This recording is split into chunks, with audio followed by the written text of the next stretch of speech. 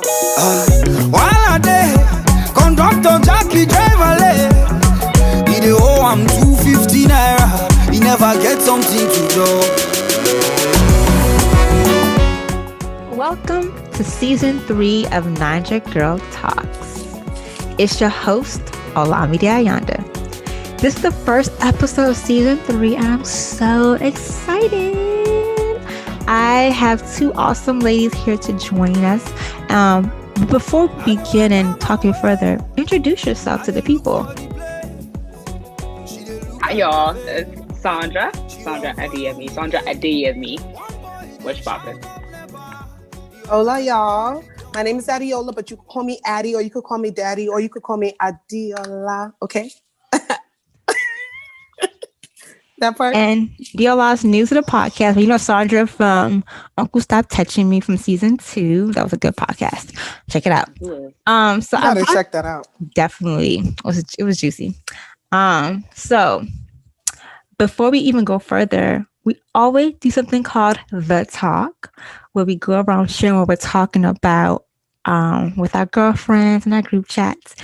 I'm pretty sure we're talking about the same thing, so we're going to save that for later. But besides the topic of the podcast, what else are you talking about with your girlfriends? I need a man, or rather, I want a man. It's definitely around the I want a man topic, but it's more on the men are trash. And I know, the only reason I say that is I don't even try to be of the mindset that men are trash, but recently, the things that I have been seeing and hearing is they're making a case, but that's not what we're talking about today. If the shoe fits, wear it. Listen, what am I talking about? I don't know what I'm talking about. I'm talking about a lot of things. Honestly, I need a break. I want to cut my phone off and take a couple of days off. That's from good. People. I'm tired of talking. That's good. That's how the girl who owns a podcast. I know, right? I've been on the phone. I'm like, what are we talking about? This absolutely doesn't matter to me right now. Yeah. But anyway, you know what I keep thinking about is how am I supposed to go back to normal in terms of looking proper? And that's actually has been on my mind for a minute, because I see myself on so many Zoom calls that I'm like, yo, the whole company at this point has just, y'all have done seen me in my sweatpants with no makeup on. Do you expect me to come back and beat my face every day? Because I feel like you know me now. It's a new company culture. We had brunch a couple of days ago, and my friend was like, what are you giving? What vibe are you giving? I'm like, listen, since COVID has happened, I take every chance I can take to get ready and look good. Because I've been living in sweats, bonnets, and rinky-dink old shirts for months now. If I step out the house, I gotta look cute. You gotta pop out. They might be there. Come on. Hello. Let me know where they at. Where they at. But yeah, we're gonna move on to the topic of today's podcast. So you already know my Yoruba's not that good, so y'all gonna help me out with this one. But the title for today's podcast is Soro Soke. Hey. Should we make an Afrobeat song? Someone give me a beat. Soro Soke. Okay, no. Okay, cool. Yes. So you're about to do. Okay, so yeah, we're talking about the End SARS movement going on currently in Nigeria and overseas, and just what's going on and how we could be effective here in America, or even the Black diaspora can be effective in helping the cause. What even SARS is and what people, in the diaspora should know so they can be helpful, because it's not only a Nigerian thing. It's something that affects the whole African diaspora. Us Nigerian Americans that, go home every December or, have family back home. It affects us too, even though we live in another land. So before we start, we're going to define what SARS is. And SARS is basically Nigerian Special Anti-Robbery Squad. It's a small division in the police, unit that basically were created to, find scammers and frauds and just put an end to that. And just, that's their job. there's police divisions that are meant to do certain things, and their job was just to find scammers and frauds and to just, be effective in that aspect of crime. But as many of you have known, like they have used their role and their power to actually abuse and oppress the youth of Nigeria. And there's been many deaths, many abuse, and many victims that have been assaulted, raped, kidnapped, extorted, killed, imprisoned, and so much other things. And there's some names that have, been released and stories that have been released. You've been seeing them, but there's also people that have not been. Like the story is still not, still not out there. So now there's a protest in Nigeria to end this division of police, this unit, and actually bring them to be held accountable for their action. So, does anybody, probably Sandra, have you ever had an instance or occurrence with SARS before, or know somebody that has been affected by SARS? Yeah, so for me personally, I haven't had any encounters with SARS. I actually didn't even know they existed for a very long time, actually, until recently. But I know a lot of people, especially guys, who have encountered these people, my uncles, my friends from high school who are even speaking out now. I think one of them went on TV, Michael online. But yeah, we actually went to high school together, and even most of my guy friends in high school, you hear them say, "Oh, they got arrested by the police." We would think it's the police because I didn't know they were called SARS for the longest time. So I would think it's the police, but it's actually these SARS people that will stop them probably on their way home after a night out, or maybe you're just even sitting down in front of their houses, and these people happen to just be there and walk by. They literally snatch them up right up in front of their houses and harass them and abuse them. And honestly, it's quite ridiculous because not everybody gets to escape them, or not everyone gets to live to even tell the story. So this is literally why this process is going on right now, because it's like people have had enough and they're tired. It's honestly, it's been ridiculous. It's not even just getting ridiculous. It's been ridiculous, and it actually has to stop. It has to end. Like, it's too much, and this is honestly just the beginning of what is even ridiculous in that country. What this is right now is priority, and it just has to end, because these are lives. These concern people's lives, and if we're not alive, we can't even fight for the other stuff that we want to fight for. Yeah, because whenever I go home, sometimes you go to the airport, you leave the airport, people are asking you for money, they're asking you for money, like auntie, would you bring us from abroad? Or whenever like we're bucking a U-turn on Ikeja Road, the guy will sometimes will stop my mom, like, hey, that's a legal turn, 1,000 naira here and there. But then we read the story, I'm like, wait, who are these police officers are killing people? I was home 2 years ago. Like, what changed with with the police officers? But then you find out there's a unit that's been given power to oppress people, and just like, wait. And it's just like, I think recently someone posted that their salary is like 20,000 naira a month. Like, I don't know, something small, like chump change. And it's like, people they're paid peanuts. So in order to make, and they live in like impoverished neighborhoods. So to make ends meet, they use their power to get it from young people. Because like that's the point. I feel like that is like why the whole End SARS movement is so big, is that SARS is not even scratching the surface of what the actual problem is. Like, it's a deeply rooted issue with the government in general, from every layer and every level. And you see it like materialize into everything that comes, like, what is the saying? The fish rots at the head. So of course, when like the entire government is corrupt, and then you look at a police unit who they're in front of or they're in charge of, like, of course that's what they're producing. And yes, what that looks like is low salary and poor living conditions for their workers. But then under those people, you see the people who are affected by that. And then us in the diaspora, like, we are privileged because we don't even have to wake up and think about that. Like, but even us, it's still our reality. Me, I'm talking to my mom like, oh yeah, I'm going to Nigeria in December. That ain't gonna happen. That ain't like, happening. And the truth is, if we're talking about creating a better Nigeria, and all of us, like, how many generations removed are you from Nigeria anyway? I don't think it's that absurd to go back to what your home is. Like, less than a generation ago. And I'm not saying everyone needs to move back, but what I'm saying is, how absurd is it that that's not an option? Or how crazy is it that people are fleeing like those circumstances? And was it this conversation we were having? Like, was I talking to you guys when we were talking about how it wasn't this bad like 60 years ago?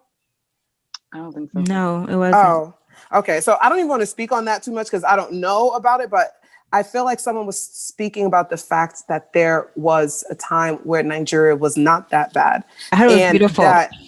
And that the, I guess the exchange rate between like Naira and pound was actually flipped, right? So I feel like so much has happened to lose the trust in the entire system. And I think a lot of people are afraid to speak out about SARS or afraid to join the movement because they're like, you're trying to beat a dead horse. Like, how do you yourself plan on fixing something that has like, is so rotten to its core at this point? But then I think about, if there was a time where it wasn't like this, then there can be a time then that it isn't like that again. And I think that that's what our generation is doing is we don't have to ever reap the benefits, but we should be a part of the mission of restoration. That's good. That's really good. Okay. Please end the podcast on that note because honestly, because NSARS it's basically a Nigerian version of Black Lives Matter movement. Like, we have crooked politicians here in America, and unfortunately the cops are able to get away with what they're doing because people in power, pardon them and say it's okay. People keep comparing it to Black Lives Matter. And I feel like I feel like I was reading a Washington Post article and they even compared it to Black Lives Matter. I wish I had the quote in front of me. Maybe I'll try to find it before the podcast wraps. But what they're basically saying is people are protesting the fact that the institutions put to protect the people are hurting the people. That's so at that level, I totally get it. And then people are talking about, but I think Black Lives Matter is talking about systemic racism and like advancement and like, we're here now, like, let us climb and let us come up. And I think it's a little more clean. I think when you think of the SARS movement, they're like, yo, we are done living like it. Like, not that Black Lives Matter like isn't just as crazy, because I really think on so many levels, especially things that we cannot see, but like, when you just think about like what they're asking for is like, yo, can we please just make it from point A to point B? Like, can you imagine begging someone, can I please just make it from point A to point B? I know I look this way and this way is what this way is just presentable, but can I please just make it? Like, I truly think that's wild. And I want to hear you guys' thoughts on like why people aren't posting. Do you know people who you're like, you're kind of silent? I wanted to go. I mean, so for me, I try to not focus on who's not saying anything and focus on who is saying something, like even when the Black Lives movement popped off after George Floyd's death, I had to go for Instagram because Instagram, people are delusional. They're doing aesthetics. I went to Twitter where the streets are, where everybody's rah, rah, rah. And I had to go there because that's where the real activism is for me. But I try not to focus on who isn't, because I feel like when we start doing stuff like that, we're redirecting our anger and frustration on people that we should not be focusing on. Let's just focus on the corruption going on. Can I disagree? Of course, you are. The only person that I think I only took notice of. Honestly, I forgot she even existed. I'm not gonna lie, not even in a rude way. But when people started mentioning her was Beyonce, I was like, listen, why people saying, oh, mommy B? I was like, listen, what? Is she the one that gave birth to you? Who's your mommy, first of all? No. Like, like, It's listen, it's so everybody gonna be appropriate. like, It is so appropriate. It is so appropriate for Beyonce to be the first person they call out, because you just came out with Black is King. There's this boy who made an Instagram post. He said, hey y'all, like y'all are really quiet on End SARS. Okay, get this. It's near Egypt. Or how about this? Oshun is from here. Like, he basically was like, you guys were talking about like Beyonce and like paying homage to the motherland and all. Like, Beyonce just in this same quarantine released a love letter to Africa. You released a love letter to Africa, not me, not Buhari. Deola, you're looking for trouble. I'm just saying, listen, Beyonce's not. Is Beyonce gonna come find me? She's not gonna Buhari. But not even a little. She hasn't said that. Not that she won't. But I think that she should absolutely, and it's very telling if she doesn't lend her voice to the movement. Because again, our top stars, Wizkid, Tiwa, Burna Boy, all part of your album. Those are all Nigerians. Yemi Alade, all part of your stuff. Bankuli, like you were doing that. Like that's what they were doing. I'm going to behave yourself, okay? You over here. No. Please tell me if. And the thing is, no, I agree with you. Like, at first I was like, especially I was kind of like, what about these like Nigerian influencers? Like 14 days ago, we were all doing Happy Independence Day. You know, some of us getting sponsored by Nike for Nigerian gear. Some of us getting all these Nigerian stuff, you know, showing our pride. You know, me, I don't even post I didn't even post anything Nigerian Independence Day. Like, what's my business? Like, on my own page, I didn't do anything like that. Like, I don't post. But like, I celebrated, you know, my friends. But people are like posting like, I'm Nigerian, I'm proud to be Nigerian. Then here we are on the 15th, and people are begging you to let go of your aesthetics or to reach, because my thing is like, if you have a big platform, like and you're influencing people and impacting people, you have a voice, at least you can do is bring awareness. Just let your audience know that something's going on in Africa, something's going on in Nigeria, something's going on in Congo, something's going on in Cameroon, what's going on? Yeah, it's like this was going on. I want to bring awareness of, if you can, you know, be advocates, you know, here's the information.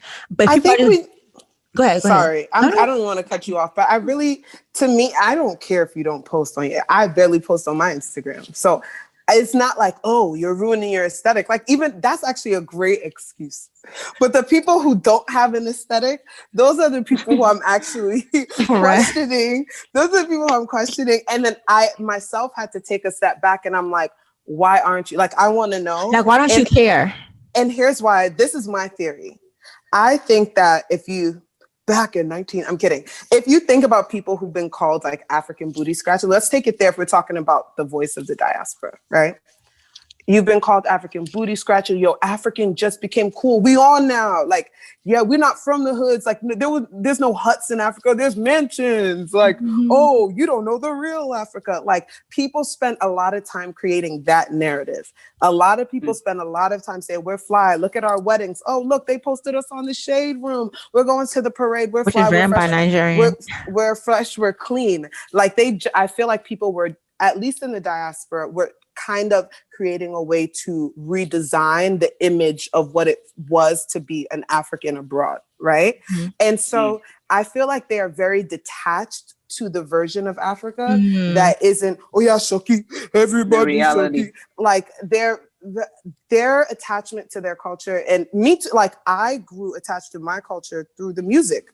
I'm like, I love Afro beats. Like that, like, I don't care what your entry point is. And I posted something on Instagram the other day, is no Nigerian is more Nigerian than any other Nigerian. Like, I really feel like people don't even feel valid in their identity as a Nigerian.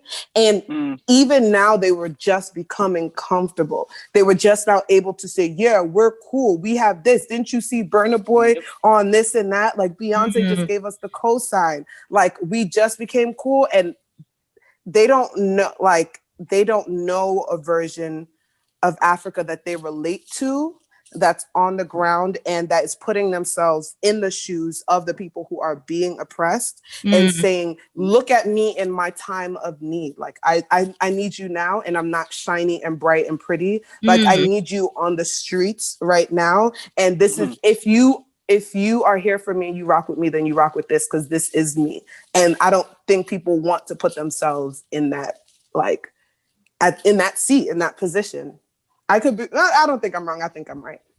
I just found it funny that non-Nigerians were really quick to, like, Kirk Franklin, Bishop Jakes, like Trey Songz, you know, the owner of Twitter, they were really quick to put a tweet or post out that, like, you know, people in Nigeria are getting killed by the police officers.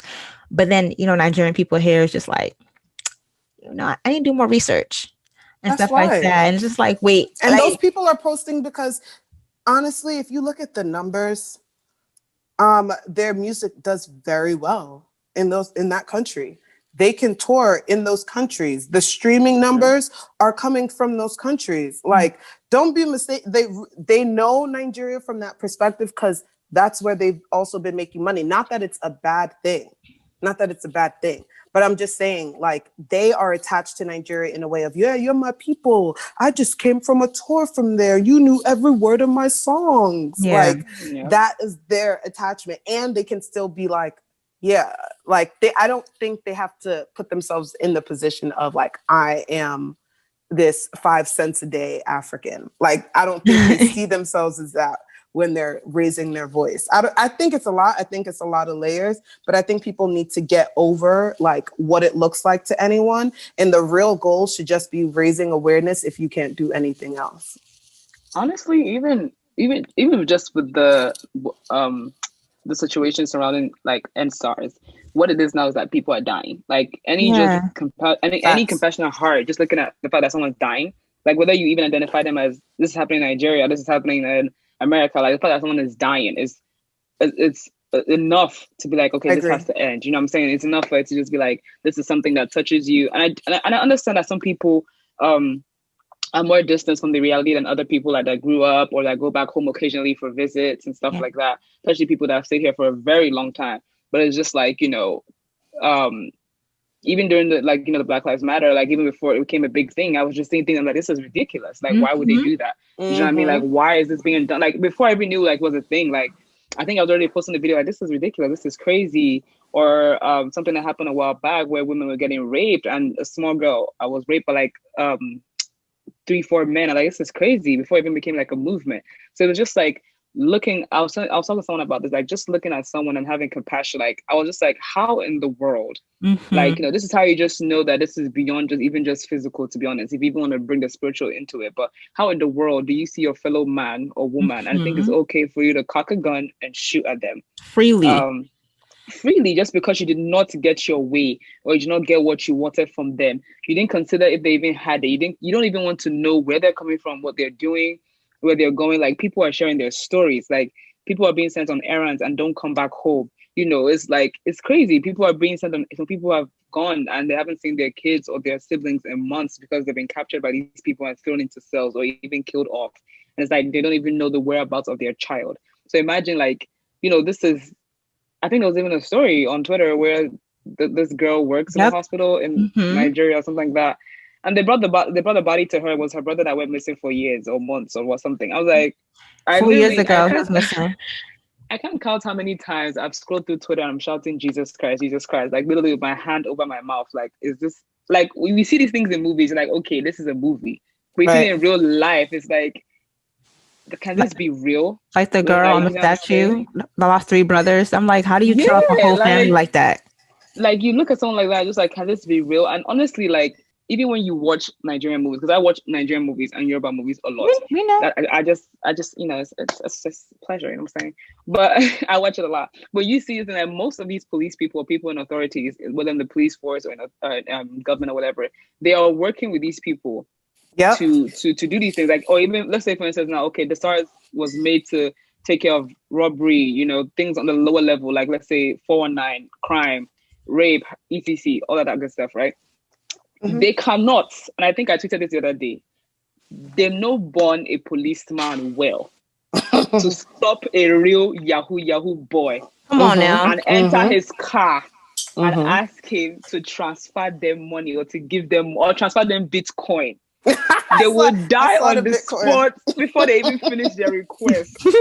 Like, I kid you not, because people don't get most of these. That's why these Yahoo boys are disappearing and they're getting away with stuff in broad daylight. These people are armed either with juju, charms, like guns, weapons. So they know when the policeman should look at somebody's eyes, they know who is truly 419 or who is truly Yahoo. So when they're arresting people, they know that these people are not criminals. They know they want to make you want to satisfy their own selfish agenda. So they know they cannot stop a real Yahoo boy. Once the Yahoo boy looks at them without saying a word, they know that this one is not scared. They will recompose themselves.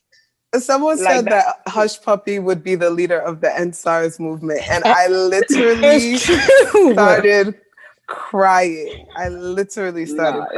So it's just crazy. They know, like, even the thing of educate them, like they know, like they just want to, impose that on you, and they are suffering themselves, so they want you to be suffering with them. And the fact that they don't even care if it leads to death, it's crazy because I've got him, and most of them, like, their organs are the ones sending them to, look at that Jeep, look at that BMW, look at that Mercedes, stop them and collect money from them. If they don't agree, tell them you're taking them to the police station, or to force you. And if you actually follow them to the police station, they will kill you because it's like, okay, he has seen our faces, he knows what we did, he truly doesn't have money. They will waste your life and do what they want to do. They do not care. And honestly speaking, just like the video I posted today on my Instagram of, I don't know his name, so I can't even shout him out or whatever.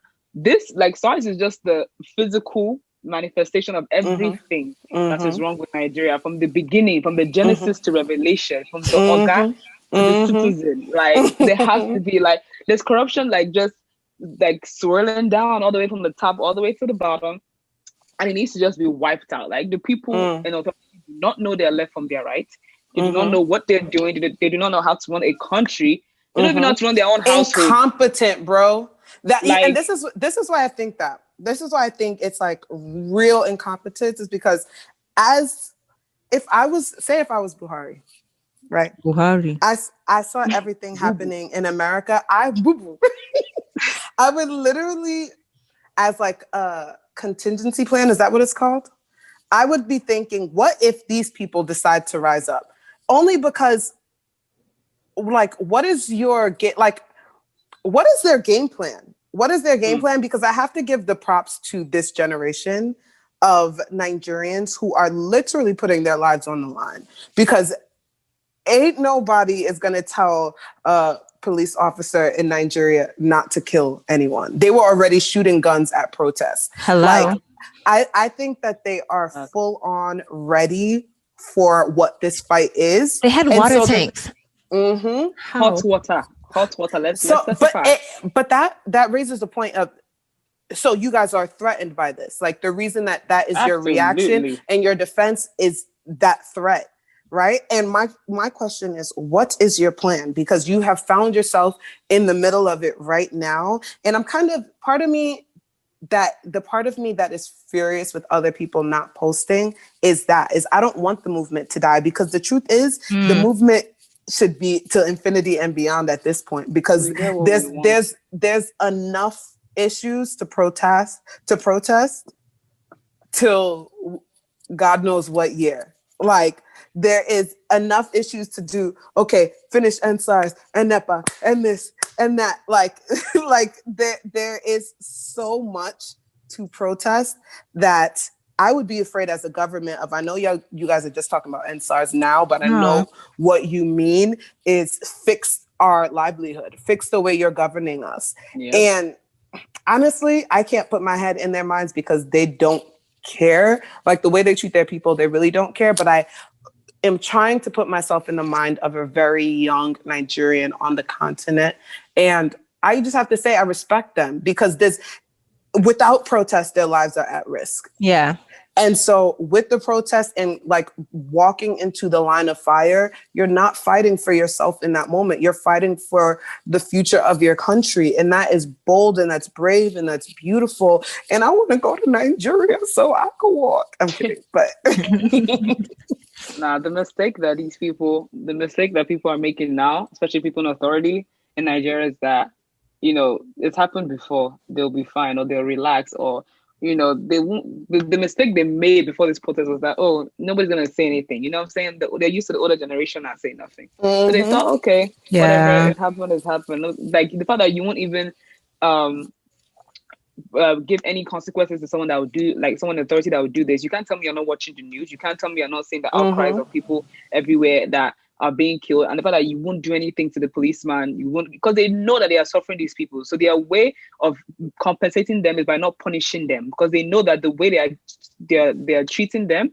in terms of their way of living is suffering. They are giving money for things and they're not allocating it properly. So their way of compensating people is by not reprimanding them when they do something wrong. Now that they found the generation and the people that will hold them accountable, they are hot. Because even when the governor is talking now, his face is so bad. There's no more shiny teeth. There's no more, oh, come and hold my hand. No, all that is done.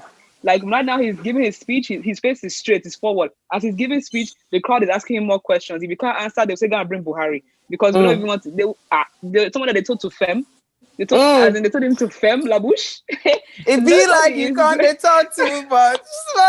Like, as rude as that is, like, people are not, this generation, they don't hear word. When they hear word before Papa house, so we don't hear word on the streets. Like, we are going to get what we want and what we deserve as citizens of a country and a nation that is so great, but the greatness is being quenched because of greed, because of loss, because of evil, sin, everything. Selfishness, everything. selfishness. Like, it's just crazy. So now that they're being held accountable, people are hot. The police force themselves, they are hot. As they're trying to do more rubbish, protesters are responding back. So there's no way for them to escape. Now, the only escape is for you to answer, to respond to the demands that we are giving you, that I do not think are burdensome or overwhelming in any way, which is just the basics we're even creating. We have not even gone to ask for luxury yet. So we're asking for basics, we're not asking for luxury yet.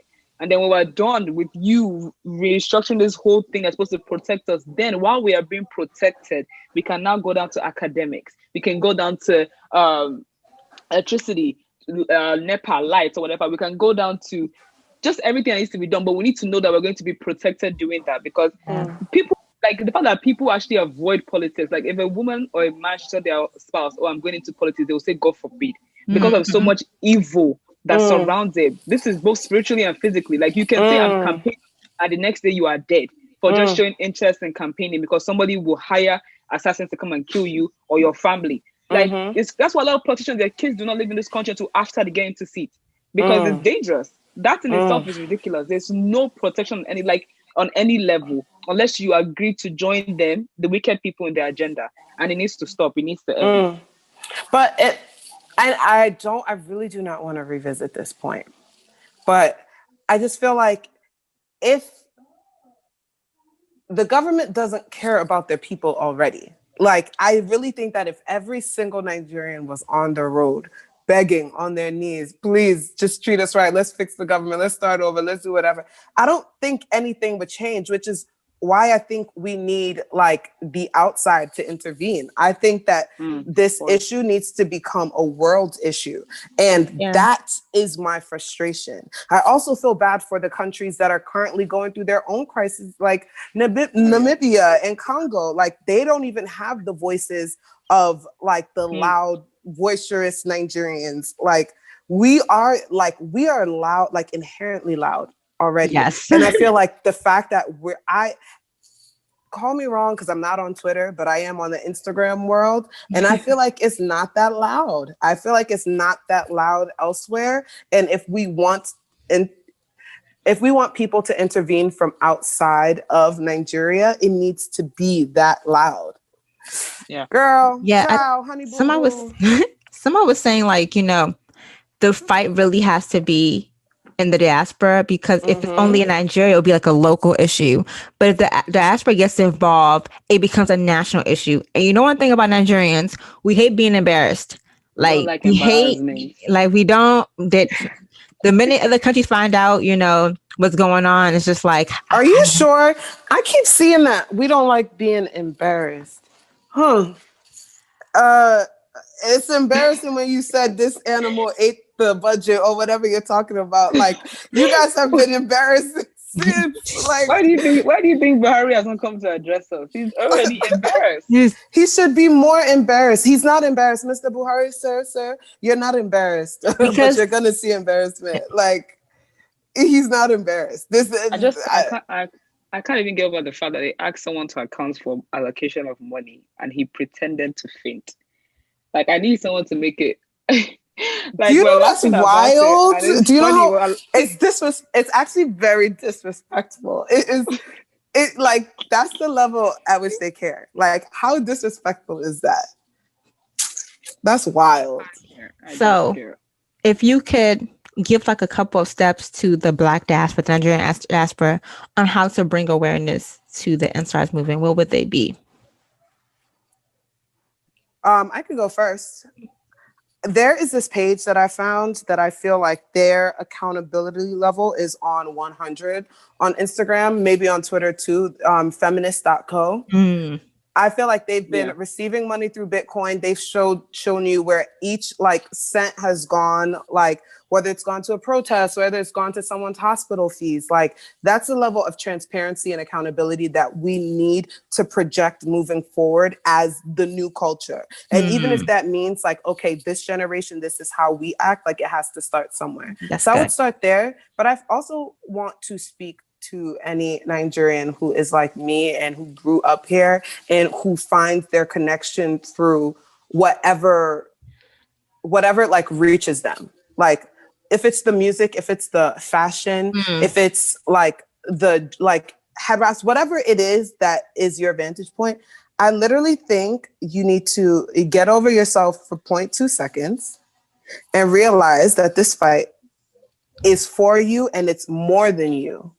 Repost. No one's asking you to even say anything. Just raise awareness if you can't do anything else. People keep saying, I'm researching. How